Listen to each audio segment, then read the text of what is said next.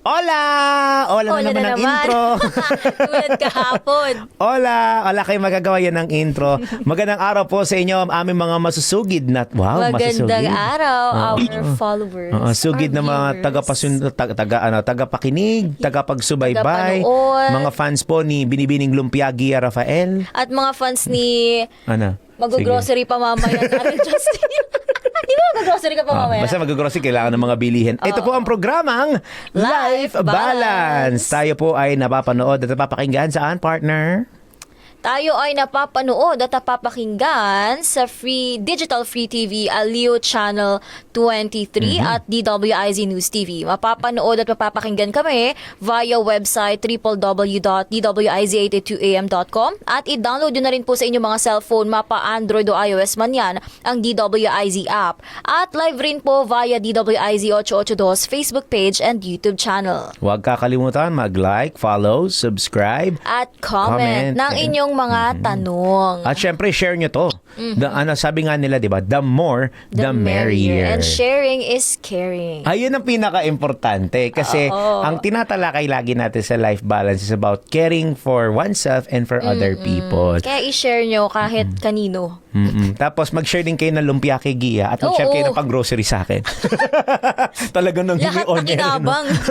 So ngayon, ang paksa natin for our episode today ay skincare routines for different skin types. Kasi alam naman natin, partner, babae, lalaki, bata, matanda, iba-ibang klaseng balat ang meron types, tayo. yes. Merong flawless, merong hindi punong-puno ng floss. Baka mamaya ano sipin ng floss? May flawless, may mga pinagdadaanan yung ibang skin types or may mga Meron nga iba, may freckles pa, diba? Parang alam mo sa ibang bansa, yung mga foreigner, feeling ko parang mas gustong-gusto pa nila yung feature na may freckles sila. Parang it adds up to their beauty and confidence pag Totoo nakikita naman sila. nakakaganda rin naman talaga. Pero gusto ko rin alamin kung saan nga ba nagmumula yun. Kaya wag na natin patagalin. Yes. Kasama na po natin ngayon ang isa pang dermatologist, si Dr. Maria Encarnacion Legaspi o si Dr. Carrie. Ayan. Doc Carrie, magandang araw po. Daryl Justin and Gia Rafael sa Life Balance sa DWIZ at Aliw Channel 23. Welcome, Doc.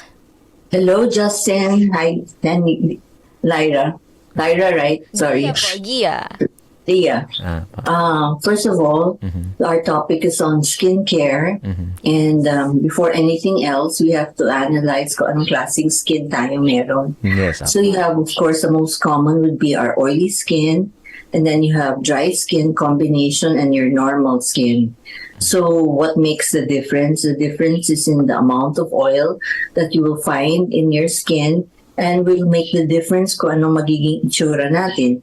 Tayo ba ay mukhang, what you call that, yung plato na punong-puno ng langis sa umaga na talagang pag binlat mo mukha mo, oily ang tissue, or tayo ba ay dry ang skin na parang maraming bitak parate, or combination. Ang gitna lang po or yung tinatawag na T-zone ay nagkakaroon ng oil, the rest of the face is very dry, or we have normal skin. Ibig sabihin, it's not too dry, not too oily, and our skin radiates a certain glow. So, ano bang talakayin natin? You will start with the oily skin. Let's start with the oily skin because a vast majority ng ating kababayan, tayong mga Pilipino, ay nagkakaroon ng oily skin dala ng ating diet. Mahilig tayo sa adobo, mahilig tayo sa fried chicken, mahilig tayo na food na puro malutong kasi yung mga malutong ay napakasarap.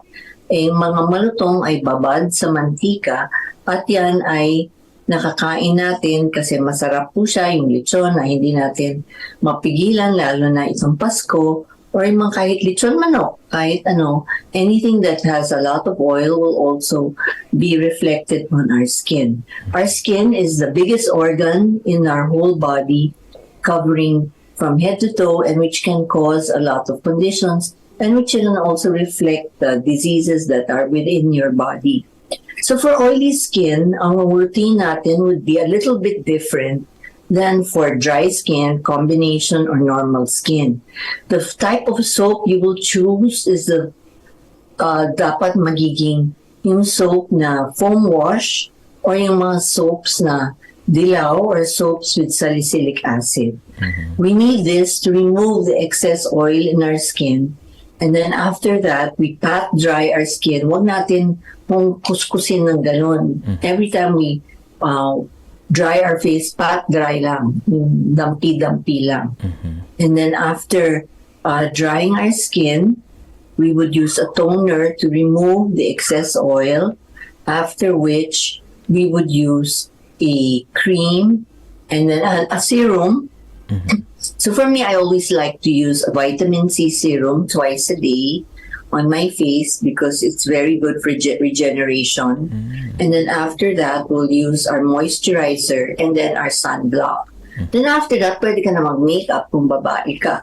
Kung lalaki, do you stop at your sunblock? Your sunblock could be tinted or non-tinted. You can use an SPF of 30 and above. But every single day, dapat po tayo naka-sunblock.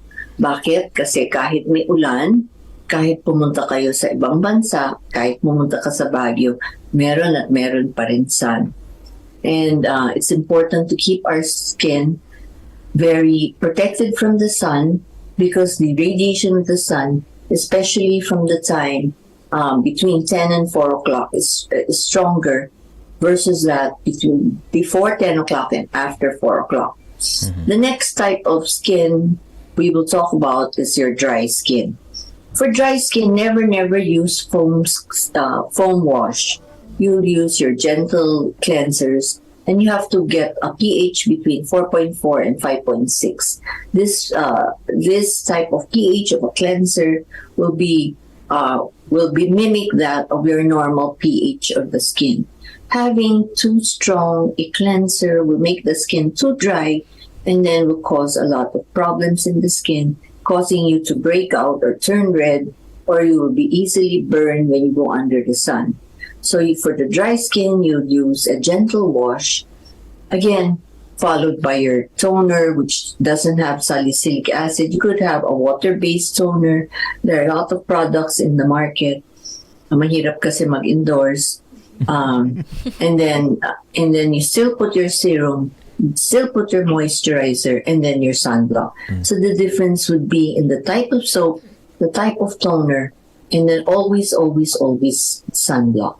For combination skin, you can use the same regimen, but then the steps that I adhere to, because you see, like say, when they want to achieve a Korean type of skin, actually, nung uso yung Korean novela, talagang inaaral ko, and then nagsubo ko mga produkto. Masyado mahaba, 16 steps. Para ma-achieve lang, Doc, yung Korean skin na gusto, no? Oo, lahat ng tao gusto nila makamit yung Korean skin, but 16 steps, Diyos ko, baka tulog ka na or late ka na sa trabaho, hindi ka pa tapos mag step 1, step 2, step 3. So for me, I analyzed it and I'm happy with the 6 steps, morning and evening. Buong taon ginagawa ko talaga. So for me, I have to practice. Yung talagang it starts with me. So kung nasubukan ko, kaya kong impart sa pasyente na unang-una yung sabon, if it's a foam wash for oily skin, gentle cleanser if you are dry skin, and then you have your toner, and then your serum, and then your moisturizer, then your sunblock. 5 steps lang pala. So with these 5 steps, you can achieve the Korean glass skin, but then you have to really do it religiously. There's clearing of the face. Sa gabi, you will add your tretinoin. So walang sunblock, in the end, tretinoin. So your soap, your toner, your serum, your cream, and your tretinoin cream. Tretinoin cream is your vitamin A derivative, which causes exfoliation of the skin in a very gentle manner, or your retinol. What is exfoliation? Normally, your skin turns over within 36 to 45 days. So your basal layer, or yung pinakamataas ng skin, whether you like it or not, kada magwawalis ka sa bahay mo, kahit sarado lahat ng bintana, meron kang nawawalis. Saan galing yan? Galing sa ating balat. Ang huhulog. Nagsished tayo microscopically. So for the face, with the tretinoin, it helps in the turnover, but in a gentle manner. So therefore, our skin gets rejuvenated. There's more elasticity. There's more vascularization. If your skin is vascularized, yung ibig sabihin yung microvasculature, which feeds the skin, is improved. Then there's better elasticity. So there's a better turnover. So that makes for good skin care. So for combination and dry skin, that would be the same. So we cannot do away with doing a sunblock every single day, whether nasa bahay po tayo. Why? Then you'll say, hindi naman ako nagpapa-araw. Oo, pero nagko-computer po kayo, nagsa-cellphone po kayo, mahilig ka sa selfie, mahilig ka sa, what do you call that, yung nag-uusap sa phone na nakaharap yung phone. What do you call that? Hanggang yung yung Viber chat or whatever. Now, these still emit radiation to the face. All of these little things add to the pigmentation and damage of the face. You have photo damage. So, ika nga, all these gentle electricity, like even the use of the microwave, even sa pagluto po. So, lalo na yung mga kasama natin ngayon, naghahanda ng Noche Buena. Pag binuksan ninyo yung kaldero, mag-move away ninyo yung mukha ninyo. Pag binuksan mo yung oven, i-move away mo yung mukha ninyo kasi yung usok ay nakakaitim sa mukha. Diba? So, sayang naman yung ginagawa mong pampaganda. Kung in the end, nagpausok ka sa nagpiprito kang lumpia, gumagawa kang pansit, gumagawa kung ano-ano, and then yung biglang usok at init nakaka-damage sa ating skin. Even walking along the street. So you think it's a cloudy day or nag-walk up punta sa office and then it is the reflection of the sun on the cement and then it bounces on your face. So it also adds to pigmentation. Okay. Pigmentation is a very difficult thing to treat. May isang tambak ka ng creams, peeling, lasers. So it's better to be always in the frame of mind that prevention is better than cure. So if we use our sunblock daily, hindi natin makikita yung mga pecas, yung mga freckles. Kasi in the beginning, cute ang freckles, di ba? Cute siya kasi may dot. So ibig sabihin, malamang you always say kung may freckles, mistisa. Pero isipin mo, pag nagpumpul lahat ng freckles, nagmumukhang mancha. So, I tell the patient directly na ngayon cute siya, pero nagkumpul lahat ng freckles mo, magmumukha siyang mancha sa face. So, better na lang, habang maaga pa, parati tayong nagsasunblock, parati tayong nag-iingat, and we can also take our oral sunblock, we can also take our oral glutathione. Kasi you see, there's so many advances in medicine. Like in the past 10, 15 years or so, they developed an oral sunblock. It is derived from the Podophyllum dichotomus, which is a sort of algae, and it's developed in Spain. Now naman, they have and then you have glutathione capsule, which everybody knows, which they also use for whitening. It's also used to improve the liver function. Now they have the combination of the photoprotective, the sunblock, together with the whitening. So as you get whiter, you're also protected from the sun. But bear in mind, kailangan pa rin magpahid ng sunblock, physical sunblock. And remember that when you apply a sunblock, like say you're out the whole day, it'll only last for about 3 hours. So in the morning, bago ka mag-office, mag-sunblock. Pag lunchtime, mag-sunblock ulit. Kung pupunta ka sa labas at maglalakad ka sa park or whatever, magpapasyal, mag-sunblock pa rin ulit. So, lalo na yung mga nasa beach. So, it only lasts about 3 hours. So, you might say hassle po siya. Pero I think always in the end of the day, prevention is better than cure. Maitanong ko na po. Yes, ma'am. Sure. We were talking about applying. Ito, a curious question ko ito, Doc. We are talking about, syempre, applying sunblock which helps protect our skin, di ba, Doc? Pero, Yes. ang kasi may mga ibang tao na sobrang conscious nila, Doc. Parang mayat maya na, parang sinasabi nila, parang after 10 minutes, parang lusaw na raw yung epekto ng sunblock o 30 minutes lusaw na, mag-re-apply kagad sila. Para ba ganun every 30 minutes? Is it okay, Doc? O may masamang implication na kung kunwari every now and then, yung isang tao ay apply ng sunblock? First of all, there's a right amount of sunblock to use. So for you have your anatomic parts, your arm, and then your face is one anatomic part. So one arm, then your body. So for one anatomic part, you need 1 teaspoon of sunblock. So another teaspoon here, another teaspoon here, and then your body. Hindi kailangan po mag-sunblock every 30 minutes kasi pag in-apply yung sunblock, pumapasok sa skin. And so, you don't need to apply every 30 minutes. Pag nabasa po kayo, then you have to reapply. Okay. But hindi yung every hour, every 30 minutes kung hindi naman mo kayo nabasa. Pero if you go in the water and then you come out again, then you have to reapply. Wala namang sunblock na water repellent. You see, ano bang mechanism of action of sunblock?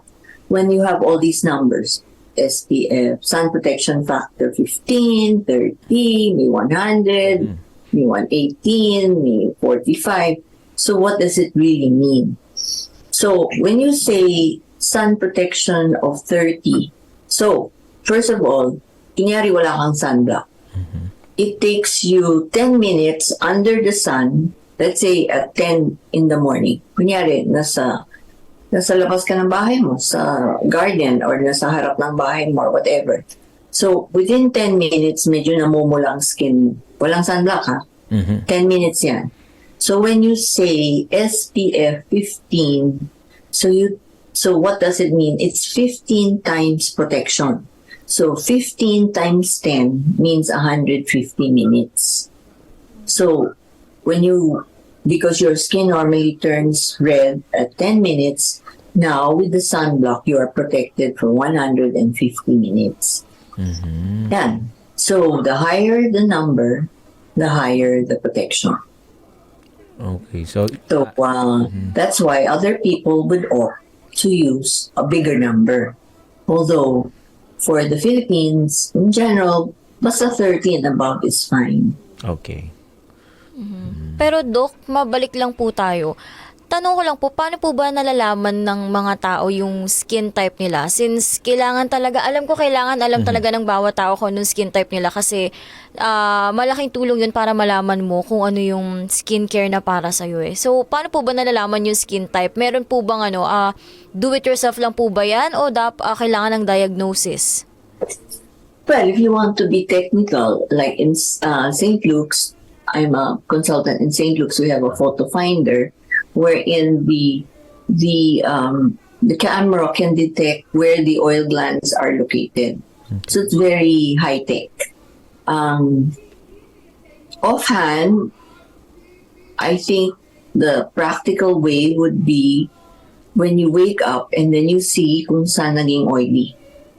With the condition that you just washed your face with ordinary soap, hindi nag-apply ka ng maraming gamot. Siyempre, when you start putting all these medicines, nag-vary na yung ating skin texture and everything.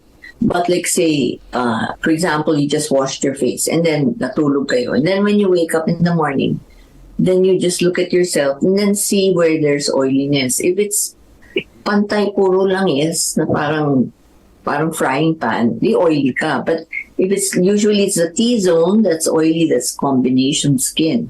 If talagang walang kalangis-langis na wala kang ginawa, you have dry skin.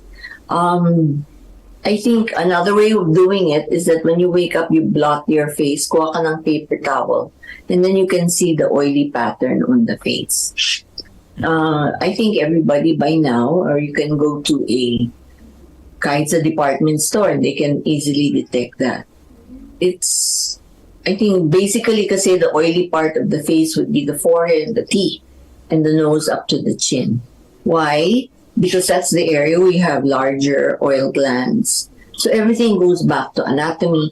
everything goes back to science. Why certain parts are oilier than others. But everything kasi nowadays has a treatment. And treatments nowadays are not expensive. That's why we always advise patients to look for a board-certified dermatologist, Philippine Dermatologic Society, of which I'm a member. Because you see, we study hard and we train hard so that we can give the best to the patient without diverting them. You know, we give you practical solutions for everyday needs. We're not after whatever. It's really just to help everybody. Because after all, ang kalusugan ng balat ay kalusugan para sa lahat. Kasi the skin is the largest organ of the body and we must take care of our skin. Paano po ba malalaman kung yung products na ginagamit pala natin ay nakakairita na sa ating balat? Mamaya kasi wala palang sintomas, tapos hindi mo pa alam na dapat mo na palang itigil yung paggamit sa products na yun. So paano po ba nalalaman yun, Doc? Well, first of all, pag nakakairita, usually namumula ang mukha. Pero I get what you mean. Kasi may mga pasyente na nagiging habit or kaugalian na gumamit na produkto. And then pagdating sa'yo, talagang maraming damage sa skin. Kasi parang hindi nila nakokonek yung paggamit ng produkto sa kalagayan ng kanilang balat. So first of all, I think in retrospect, pag bumili ka ng isang product, you can test it either sa forearm ninyo or dito sa harap ng tenga. So behind here, dito sa harap. So maglagay ka ng konti and then pwedeng mong iwanan at least about 4 or 5 hours bago mo i-rinse off, and then you can see kung may redness. Because many times that's what you call contact irritant dermatitis. So kung isang produkto na ginagamit mo ay nakakakos ng pamumula, pagninipis ng balat, pagbabakbak ng balat, malamang na hindi ka hiyang sa produkto na yan or nakakasira ng balat mo. Madalas kasi yung ating mga kababayan mahilig sa mga marites, mahilig magtanong sa kapitbahay. So maraming produkto ay laganap na galing sa ibang bansa na ginagamit po nila na mali ang paggamit. So, pagdating ng pasyente sa dermatologist, kailangan namin i-review, kausapin ng pasyente. Hindi kami nagagalit. Kailangan namin malaman anong nilagay sa mukha mo. At sa ganon, pwedeng ibalik ang sigla or yung texture ng skin, because many times, like say there's this other product that they were giving a very strong or the pinaka-potent corticosteroid kasi feeling nila pag nilagay yung gamot parang magic. But then you see in the end na damage ang skin.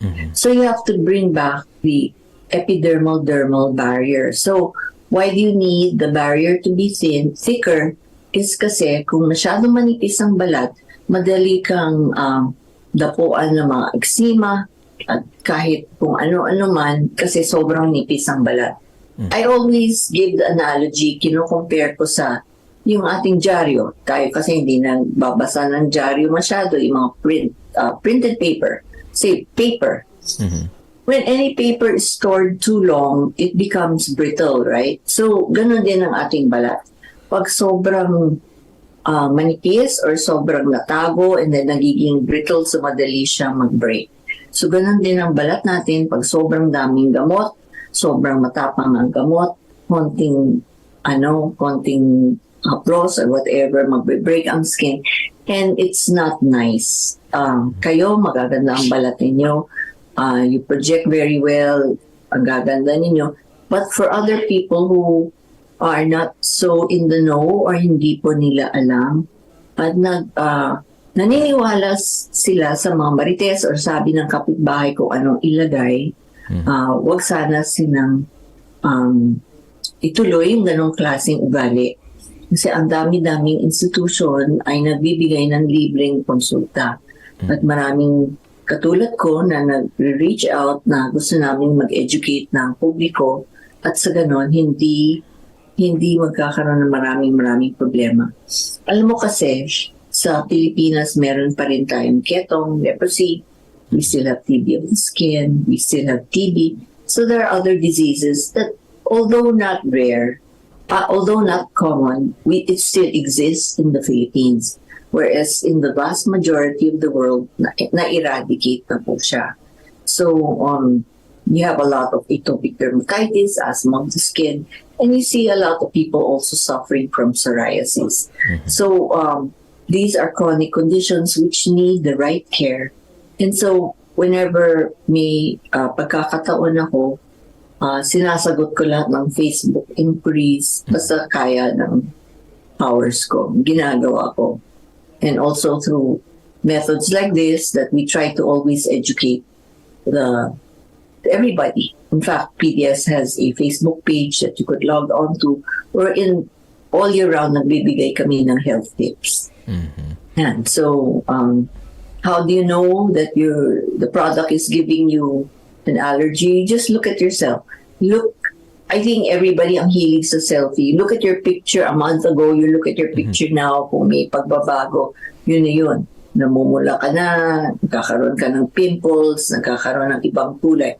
Remember na kahit sa paggamit ng steroids, pwedeng pumuti masyado ang skin mo. Hindi yung puti na magandang puti. Pwede maging parang damaged ang skin. And that's not a nice thing.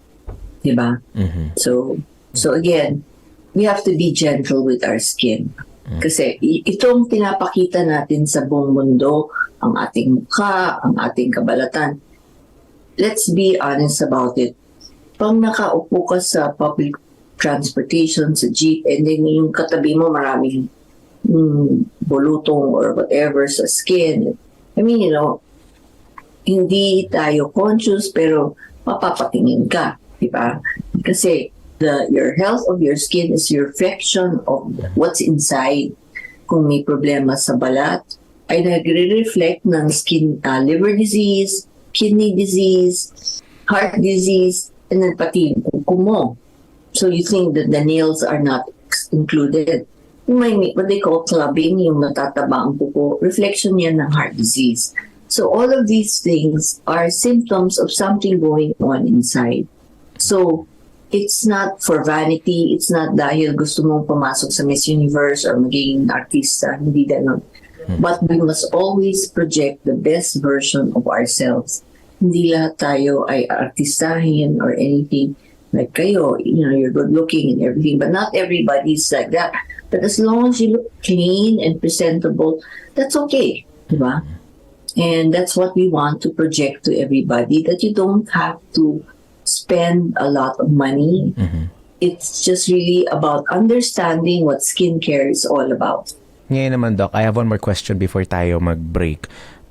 We are talking about, yun yan, na tinanong kasi ni Gia na if a product is irritating or nagkakaroon ka na nga ng mga reactions to it, as much as possible, you should stop it. Pero for others na yung products or mga treatments na ginagamit nila is effective sa kanila at hindi sila nakakaranas ng kahit anong parang negative reaction to it. Is it okay, Doc, na yun mag-stick na sila doon, not just by days, months, but year in, year out, yun na lang yung ginagamit nila? Or dapat ba every now and then nagpapacheck pa sila to know if kailangan nila magpalit ng mga products or ng mga regimens that they use? Well, first of all, when you say products kasi in general, you have to give the indication. Like say, if you have atopic dermatitis or asthma of the skin, then you will be giving a certain medicine. So do you have to have it checked every so often? Yes. On the average, every product that you use should be only used for 3 months. Hindi pwedeng panghabang buhay, hindi pwede pang forever. You have to always check because you see, as the skin improves, the need for the product will become less. And so using the product may be detrimental to your skin. Okay. So tama po, ang point ninyo, may forever ba to use a cream forever and ever and ever? No. Okay. You always need to have a checkup. Yan. So we should be aware that that's the case. In the same breath, hindi po tayo pwede na what if in the end the same product doesn't work anymore? So you have to use a stronger product. So again, dapat hindi po tayo magkonsulta sa kapitbahay, kundi pumunta sa isang board-certified dermatologist. Kasi in the end, mas makakatipid ka kung tama ang gamot ang ginagamit mo. Rather than magkonsulta ka sa drugstore and then yung nagbebenta sa drugstore, she tells you what to do, which is actually highly wrong, to be honest. Kasi hindi sila qualified to give the right prescription. Everybody says because it's mahal, pero in the end, hindi yan ang point eh. Hindi ka gumagaling. Because you're giving the wrong medicine for the wrong diagnosis. Everything that we do, everything begins with the diagnosis. Ano ba ang sakit niya? Then we go from there. Diba? I mean, it's not just whatever you have there, just throw it at the patient. Mali po yan. We have to practice ethical medicine eh. So like for example, kung wala kang ganito, you prescribe the right thing and know that the patient will get well. Tsaka maganda na rin, Doc, may singit ko na lang.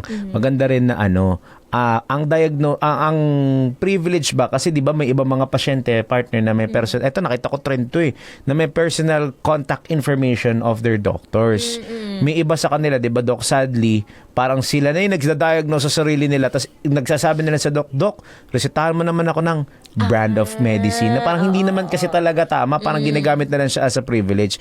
Di nga na alam ni Doc kung anong nangyari sa'yo, tapos hingi ka lang just because you have a preconceived notion na, nangyari na sa akin to, ito yung tumalab dati, baka pwedeng ito ulit. Di ba, Doc? Yun yung mahirap eh. That's very correct. Lalo na in the past years, I would say about the past 10 years, I believe lahat ng tao ay naging estudyante ng Google University. Yes. So, pasyente na may diagnosis, may gamot na, and then sasabihin niya sa'yo kung anong ireseta, ibibigay mo. So, ako naman,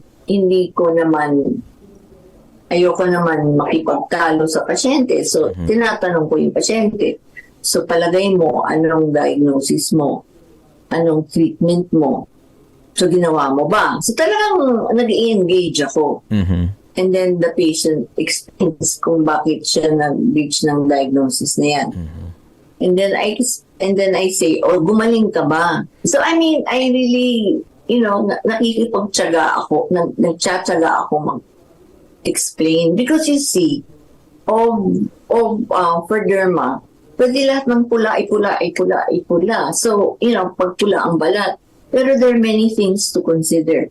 Where did it occur? How did it occur? What part occurred first? Nasa likod ba? Nasa ano? Nag-umpisa ba siya ng bilog? So, you have a lot of questions. So, again, you are correct, 100% correct, that the patient comes with you with a diagnosis. So, how do I handle that? I explain to them that I think, I said, in my opinion, based on my 30 plus years as a dermatologist, more than 30 years as a dermatologist, I think this is the diagnosis. Then I explain anong etiology, ba't ka nagkaroon ng ganon. If I'm not sure, biopsy, kukuha kami ng balat. Mahirap kasi dumikit sa ulo ng pasyente kung anong diagnosis niya. Kasi kung ganon, you have a lot of people engaging in self-remedy, which may be detrimental to the patient. Which again, I said, sa daming hospital na bibigay ng free consultation, why? I mean, if you don't have money, and then there's some whose consultation fee is very affordable, they're serious MD. So many options, like St. Luke's, we have Charity, St. Luke's, UP, UST, UE, PGH, OM, RITM. I mean, there's so many. Go to the PDS website. So many. It's just that magtsatsaga ka magpila.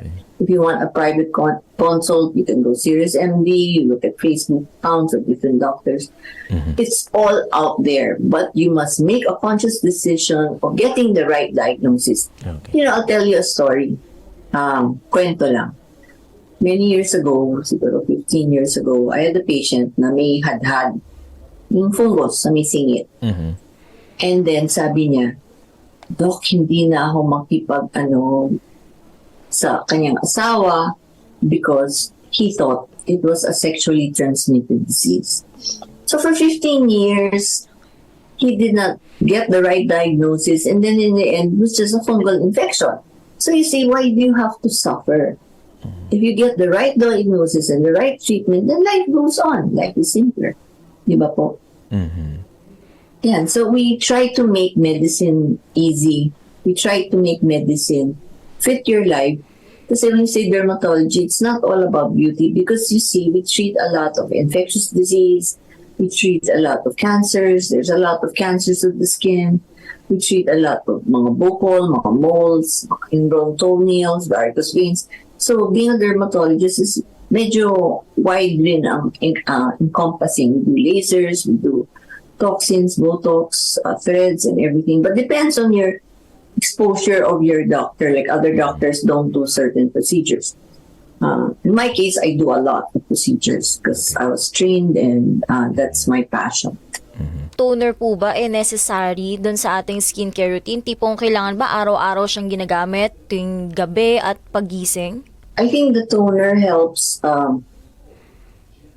improve the pH of the skin. So kung hindi kayo masyadong lumalabas or hindi ka masyadong nagme-makeup, you can dispense with the toner. There are several kinds of toner. Dapat yung meron water-based and those that have a stronger alcohol base. So those with very oily skin, you could use the one with more alcohol base, and those with tretinoin, and those who have very dry or normal skin or combination could use the water-based toner. It's an option. It may or may not be used, but it really depends on your regimen and how you want to use it. For me, siguro I'll use it at night, at the very least.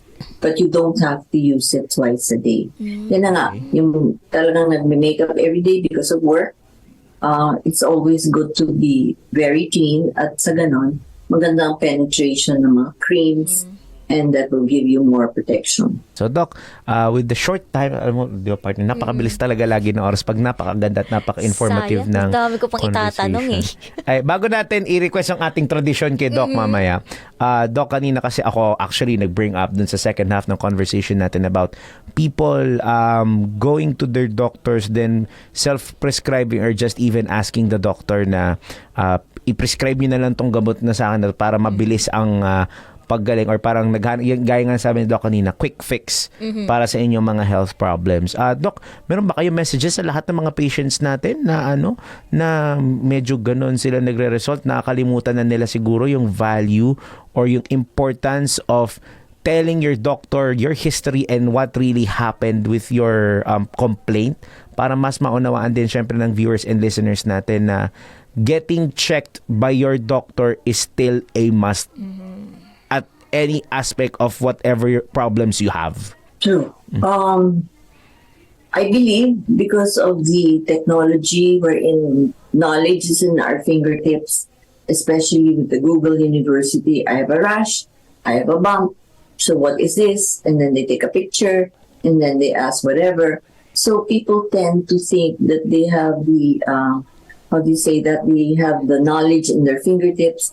And so they sometimes take for granted that a doctor studied very long, could be a doctor, and then like specialists like myself, so we studied for 10 years to become a general practitioner. We studied another 4 to 6 years to be a specialist. Then we take another board exam. So hindi po madaling dinaanan namin. Parati kami nagsusuri, parati kami nag-aaral. All year round, we're studying to give better service to the patient. I believe that if you love yourself enough, then you will go to the doctor for the right diagnosis because everything begins and ends with the right diagnosis. The doctor's diagnosis will depend, number one, on the history. How did it start? When did it start? Was it itchy? For dermatologists, was it itchy? Was it red? What did you apply? Sometimes the patients get impatient with answering the question. But you see, hindi ako gagalaw unless isasagot ako. Meron ka bang allergies? May family history. Nangyari ba ito dati? So we have to analyze. Hindi lahat ng pula ay pareho. So sana maintindihan ninyo that walang quick fix. Hindi kami mahuhula. Hindi din kami magician. Hindi kami makakahula ng sakit ninyo unless mag-cooperate ka rin sa amin. And also, very important is that we have to maintain a good communication with our physicians. Why? Because, for example, sometimes the medicine may not be enough or it has to be extended. So I always make it a point that all my patients I see every 2 weeks, because I have to see it through hanggang walang problema. Why? Because kung may maiwan konti, pwede mag-recur lahat. Hindi naman, it's important for you to be in a good state of health. It's important for us to decrease the medication, to change the medication. At sa ganon, you will be the condition will be totally controlled, and then you can live a better life and walang kate-kate. Kasi think about it, pupunta ka sa party, pupunta ka sa kahit saan, parati ka nagkakamot ng ulo, parating maraming balakupak sa balikat mo. I mean, those are little social embarrassments that we'd like to avoid. So, that being said, when a patient comes to the clinic, lahat nasubukan niya. So, in other words, the doctor becomes the bastion of the last resort. Ika nga, nasubukan niya lahat, kaya pumupunta sa'yo. Bakit hindi natin gawin na pag nag-umpisa ang sakit, pumunta ka sa doktor, at sa ganon, hindi ka rin mag-aksaya ng pera at panahon sa paggamit ng lahat ng produkto na nasa lahat ng social media, lahat na sa TikTok, Lazada, Shopee, lahat. At sa kapitbahay bago ka pumunta sa akin. Kasi when you think about it, ang dami na lang ginastos bago ka pumunta sa amin. Ayun. Doc, since pinag-uusapan na po natin ang consultations, yung tamang pag-consult sa mga doktor, saan po ba namin kayo pwedeng ma-reach kapag gusto namin magpa-consult sa inyo? Saan po namin matatagpuan ang inyong clinic? Saang ospital po kayo? Or ano po ang inyong contacts? The Total Skincare Center po ko, and then I'm a visiting consultant in St. Luke's Bonifacio Global City and sa Centro Medicale Internazionale. You can text my assistant at 0926-186-6540. My clinic is along Pasay Road in Makati City po. And if there are needs, I can always help. Just reach out, and sa Serious MD po. Nandiyan din po ako. So, again, I would always like to remind everybody to look for a physician in a skin clinic versus those skin clinics na run by negosyante or non-physicians. Don't put your hands in a cosmetologist. At sa ganon, you'll be in a better place.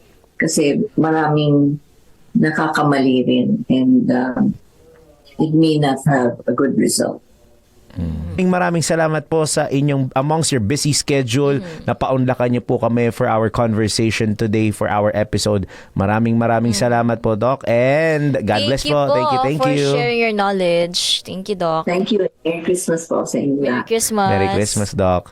Kasama natin si Dr. Carrie Legaspi. Ayan. So, partner, sorry na sa susunod na programa, ha? Overtime. Pero kasi napakaganda naman talaga ng conversation pagka pinag-uusapan mo is about you as a person. Diba? Tapos interest mo pa yon, skincare. Ayan. Wag pong kakalimutan na abangan ang susunod na programa na i-air sa DWIZ 882 at Aliw Channel 23. At Diyan na po nagtatapos ang premiere broadcast ng inyong... diyan na nagtatapos ang... Ulitin mo ulit. Sige. Take 2. 3, 2, 1. At... Diyan na nagtatapos ang isa namang edisyon ng inyong bagong 6pm Habits sa DWIZ, ang Life Balance. Huwag pong kalimutan na saluhan po kami gabi-gabi. Ayan. Papasalamat din kami sa lahat na nakaagapay namin. TOC, TV Production, Audio Tech natin, sa newsroom. Lalo na si yung malapit nating executive producer. Pangalan nun? Si Kimi. Kimi! Ayan, kailangan ganun daw yung boses. Tsaka ating editor, ayan, malapit, kaka-celebrate lang, diba? Kaka-birthday lang nun. Kung hindi nyo malalaman kung anong araw to, diba? JL, thank you so much, ha? At sa lahat ng kasama natin. Alam mo, nito, baka hindi natin makalimutan na magpasalamat, ha? Boss D. Edgar A. Cabangon, Chairman ng Aliw Broadcasting Corporation, President Benji Ramos. Kilala mo ba VP for Business Development natin? Sige, sino? Boss. Si Dennis. Dennis Dennis Santenor Jr. Sabihin nun, kaya nga ako kayong dalawa. Tsaka syempre ang ating EVP and General Manager Attorney McNeil Rante. Maraming salamat po. Mapapanood at mapapakinggan ang Life Balance sa DWIZ 882, DWIZ News TV, Aliw Channel 23 at social media platforms via live streaming. Sa ngalan ng buong pwersa ng Aliw Broadcasting Corporation, ako po si Gia Rafael. At ako naman po si Daryl Justin at ito ang Life Balance.